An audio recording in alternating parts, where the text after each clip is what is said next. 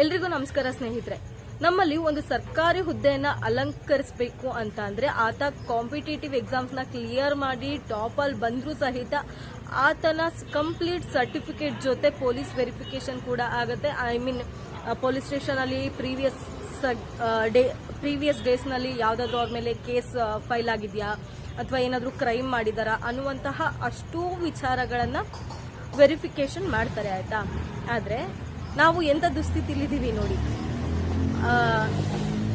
ಸರ್ಕಾರಿ ಹುದ್ದೆ ತಗೋಬೇಕು ಅಂದ್ರೆ ಅಷ್ಟೆಲ್ಲ ಪ್ರೊಸೀಜರ್ನ ಫಾಲೋ ಮಾಡ್ಕೊ ಬಂದ್ರು ಸರ್ಕಾರ ನಡೆಸುವಂತಹ ವ್ಯಕ್ತಿಗಳ ಹಿನ್ನೆಲೆ ಏನಿದೆ ಅಂತ ಚೆಕ್ ಮಾಡೋದಿಲ್ಲ.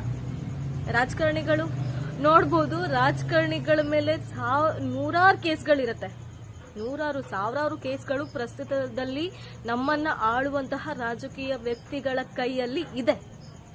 ಆಯ್ತಾ, ಅಷ್ಟೆಲ್ಲ ಇದ್ರೂ ಕೂಡ ಆ ವ್ಯಕ್ತಿಯನ್ನ ಹುದ್ದೆಯಿಂದ ತೆಗೆಯುವಂತಹ ಕೆಲಸ ಮಾಡಲ್ಲ.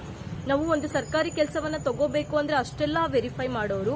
ಇನ್ ಕೇಸ್ ಯಾವ ಸರ್ಕಾರಿ ಹುದ್ದೆಯನ್ನ ಅಲಂಕರಿಸಿದ ಮೇಲೆ ನಾನು ಸರ್ಕಾರಿ ಹುದ್ದೆಯಲ್ಲಿ ಇದ್ದೀನಿ ಅಂತ ಅಂದ್ಮೇಲೂ ಕೂಡ ಸರ್ಕಾರಿ ಹುದ್ದೆಯಲ್ಲಿರುವಂತವ್ರು ಏನಾದ್ರೂ ಒಂದು ತಪ್ಪು ಮಾಡಿದ್ರು ಕೂಡ ಆತನನ್ನ ಸಸ್ಪೆಂಡ್ ಮಾಡುವಂತಹದ್ದು ಅಥವಾ ಬೇರೆ ಕಡೆ ವರ್ಗಾವಣೆ ಮಾಡುವಂತಹದ್ದು ಇಂತಹ ಕೆಲಸ ಮಾಡ್ತಾರೆ. ಅದೇ ಒಬ್ಬ ರಾಜಕೀಯ ವ್ಯಕ್ತಿ, ಸರ್ಕಾರವನ್ನ ನಡೆಸುವಂತಹ ವ್ಯಕ್ತಿ, ಸರ್ಕಾರದೊಳಗೆ ವಿವಿಧ ಕ್ಷೇತ್ರಗಳಿಂದ ಗೆದ್ದು ಬಂದಂತಹ ವ್ಯಕ್ತಿ ಏನೇ ತಪ್ಪು ಮಾಡಿದ್ರು ಆತ ಆ ಕ್ಷೇತ್ರದ MLAನೇ, ಆತ ಒಬ್ಬ ರಾಜ್ಯದ ಮುಖ್ಯಮಂತ್ರಿನೇ, ಆತ ರಾಜ್ಯದ ಉಪಮುಖ್ಯಮಂತ್ರಿನೇ.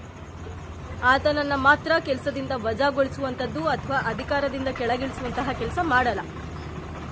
ಇಂತಹ ವ್ಯವಸ್ಥೆಯಲ್ಲಿ ನಾವು ಬದುಕ್ತಾ ಇದೀವಿ.